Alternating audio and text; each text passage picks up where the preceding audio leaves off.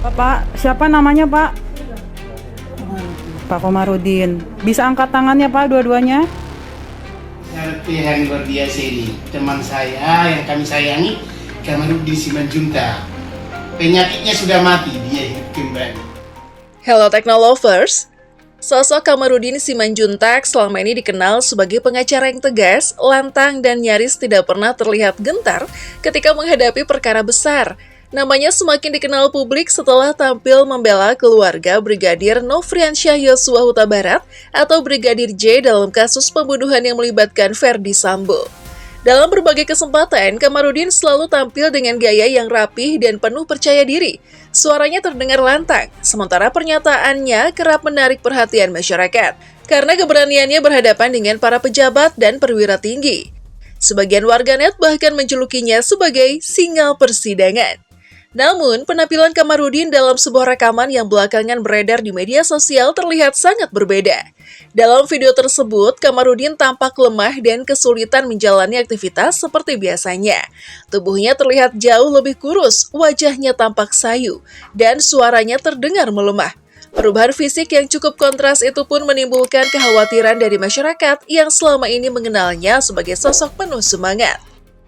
Rekaman tersebut memperlihatkan Kamarudin sedang terbaring di atas tempat tidur. Sejumlah alat medis terlihat terpasang pada tubuhnya untuk membantu memantau dan menjaga kondisinya.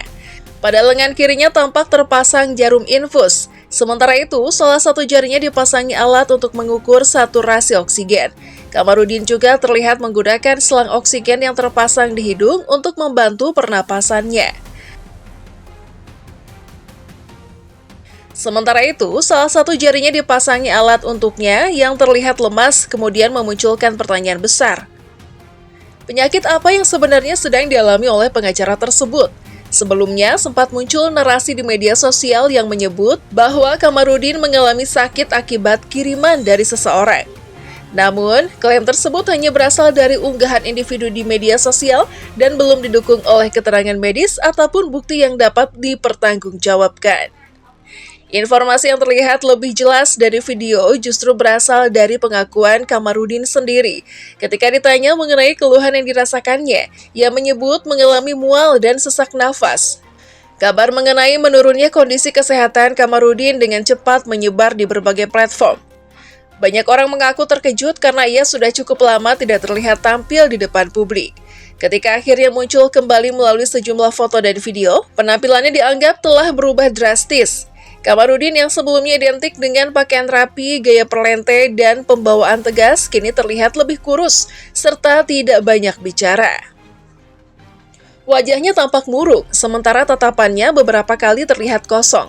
Kondisi tersebut kemudian ditafsirkan secara berlebihan oleh sejumlah akun media sosial. Beberapa rekan Kamarudin juga sempat membagikan foto dan video ketika menjenguknya. Ada dokumentasi yang memperlihatkan dirinya sedang duduk di sebuah sofa. Dalam dokumentasi lainnya, ia terlihat berbaring di atas tempat tidur dengan kondisi tubuh yang masih lemah. Beredarnya gambar-gambar itu membuat publik semakin mengkhawatirkan keadaannya. Terlebih, selama menangani perkara Brigadir J, Kamarudin dikenal sebagai pengacara yang sangat aktif berbicara kepada media. Ia tidak ragu menyampaikan pendapat, mempertanyakan kejanggalan, dan menghadapi pihak-pihak yang memiliki jabatan tinggi. Karena itulah perubahan penampilannya sekarang terasa begitu mencolok bagi masyarakat. Di tengah kekhawatiran tersebut, muncul berbagai spekulasi yang belum dapat dibuktikan. Salah satunya adalah narasi yang menyebut penyakit Kamarudin berasal dari kiriman orang. Ada pula pihak yang menyatakan bahwa pikiran atau isi kepala Kamarudin telah kosong. Penilaian itu hanya didasarkan pada tatapannya yang terlihat kosong saat berfoto bersama sejumlah teman. Tentu saja, ekspresi wajah maupun tatapan seseorang tidak dapat dijadikan dasar untuk menyimpulkan kondisi otak atau kesehatan mentalnya. Kesimpulan semacam itu memerlukan pemeriksaan langsung dari tenaga medis dan tidak dapat ditentukan hanya melalui foto atau rekaman singkat. Video terbaru yang beredar justru menunjukkan bahwa Kamarudin masih dapat mendengar pertanyaan, memahami instruksi, dan memberikan respon. Dalam rekaman tersebut, seorang perempuan terdengar menanyakan identitasnya. Pak, siapa namanya Pak? Pak Komarudin. Bisa angkat tangannya Pak dua-duanya? Perempuan itu kemudian meminta Kamarudin mengangkat kedua tangannya. Meski terlihat lemah, ia masih mampu mengikuti instruksi tersebut dan mengangkat kedua tangannya secara perlahan. Saat itulah terlihat bahwa lengan kirinya terpasang infus, sedangkan tangan kanannya dipasangi alat pemantau saturasi. Selang oksigen juga tampak berada di hidungnya untuk membantu proses pernafasan. Perempuan tersebut lalu kembali bertanya mengenai keluhan yang sedang dirasakan. "Apa keluhannya sekarang, Pak?" tanyanya. Kamarudin sempat terdiam dan terlihat berpikir sebelum memberikan jawaban. Dalam rekaman itu terdengar pula suara perempuan lain yang berbicara pelan di dekatnya. Setelah beberapa saat, Kamarudin akhirnya menjelaskan keluhan yang sedang dialaminya. "Mual, sesak," jawabnya singkat. Jawaban tersebut setidaknya memberikan gambaran mengenai gejala yang ia rasakan pada saat video direkam. Meski demikian, rasa mual dan sesak nafas dapat berkaitan dengan berbagai kondisi kesehatan. Penyebab pastinya hanya dapat diketahui melalui pemeriksaan tenaga medis. Di tengah beredarnya video tersebut, sebuah akun Facebook bernama Yanti Linda Murni Tambunan turut membagikan foto Kamarudin. Dalam unggahannya, akun itu menyatakan bahwa berdasarkan keterangan yang diklaim berasal dari keluarga, Kamarudin mengalami sakit karena kiriman orang. Akun tersebut juga mengajak masyarakat mendoakan kesembuhan Kamarudin. Tidak hanya itu, pemilik akun bahkan menawarkan diri untuk datang dan membantu merawat serta menyembuhkannya. Dalam tulisannya, pemilik akun mengaku melakukan penerawangan dan merasa bahwa pikiran Kamarudin telah kosong.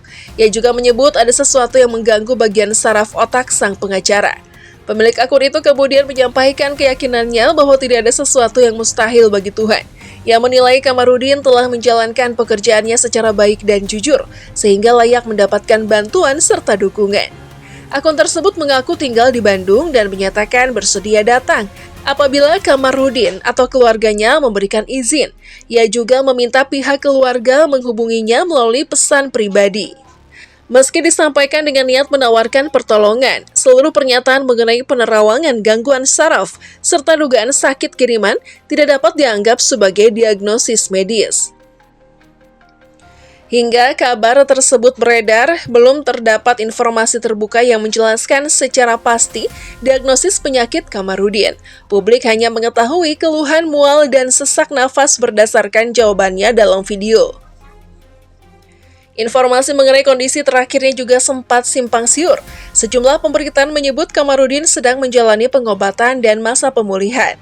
Sementara itu, media lain mengutip rekan sejawatnya, Martin Lucas Simanjuntak, yang mengaku memperoleh informasi dari istri dan keluarga. Karena itu, masyarakat sebaiknya tidak terburu-buru menyimpulkan jenis penyakit yang dideritanya, terlebih menghubungkannya dengan hal-hal mistis tanpa dasar yang jelas. Rekaman singkat hanya memperlihatkan kondisi Kamarudin pada saat tertentu. Video tersebut tidak cukup untuk menjelaskan riwayat penyakit, hasil pemeriksaan, diagnosis dokter, ataupun perkembangan kesehatannya secara menyeluruh. Kabar palsu mengenai Kamarudin juga bukan kali pertama beredar. Pada Maret 2026 sempat muncul informasi yang menyebut dirinya telah meninggal dunia. Kabar tersebut sebagai hoax. Oleh sebab itu, informasi mengenai kesehatannya perlu disikapi secara hati-hati. Keterangan dari keluarga, tim dokter, atau pihak yang benar-benar mendampinginya jauh lebih dapat dipercaya daripada spekulasi akun media sosial. Untuk saat ini, hal yang paling tepat dilakukan adalah mendoakan agar kondisi Kamarudin Simanjuntak terus membaik dan proses pemulihannya berjalan lancar. Mengenai penyakit yang sebenarnya ia alami, publik tetap perlu menunggu keterangan yang lebih jelas dari keluarga ataupun tenaga medis yang menanganinya.